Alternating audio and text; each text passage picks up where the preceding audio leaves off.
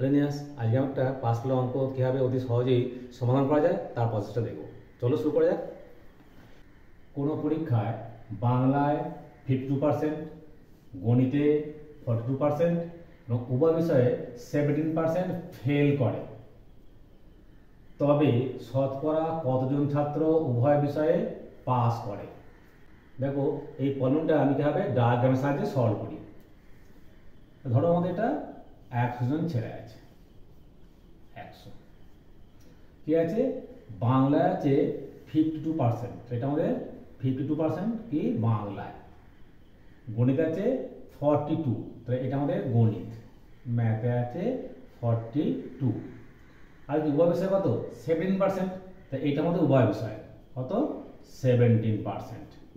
ঠিক আছে, তা দেখো এই বাংলা আর গণিতের মধ্যে এইটা কমন কত 17%, তাহলে দেখো শুধু এই জায়গাটা কত হয়েছে, এই জায়গাটা পুরোটা কত 52 মাইনাস 17, তাহলে 52 মাইনাস 17% দ্যাট ইজ 35%।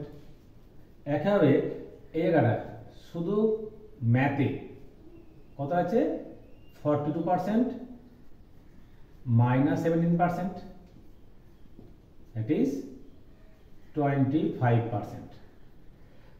এইটা হলো কত আমাদের এই জায়গাটা 35%, কমনটা কত হলো 17%, এখানে কত হলো 25%, তাহলে মোট কত ফেল করেছে, মোট ফেল কত 35 প্লাস 17 প্লাস 25 এত পার্সেন্ট সমান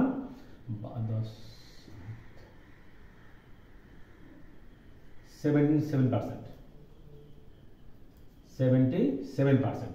এটা ফেল করেছে, তাহলে পাস করেছে, পাস করেছে 100 মাইনাস 77%, কত হলো 23%, তোমাদের পাস। ক্লিয়ার? দেখো যেগুলো ডায়াগ্রাম করবেন আমি ডাইরেক্ট করবো, তাহলে কে করবে, এখানে লিখবে শুধু বাংলায় ফেল করে, এটা করলে এখানে লিখবে শুধু গণিতে ফেল বলে এটা করলে, তাহলে কি পেলে, শুধু বাংলা পেলে এটা, উভয় করলে এটা, আর শুধু গণিতে এটা করলে, মোট ফেল এই তিনটে যোগ করলে এটা হলো কত পার্সেন্ট, মোট কত আমাদের 100, তাহলে 100 থেকে বিয়োগ করলে 23% হবে, পাস করবে। ক্লিয়ার? তোমরা একটু হোমওয়ার্ক দিচ্ছি।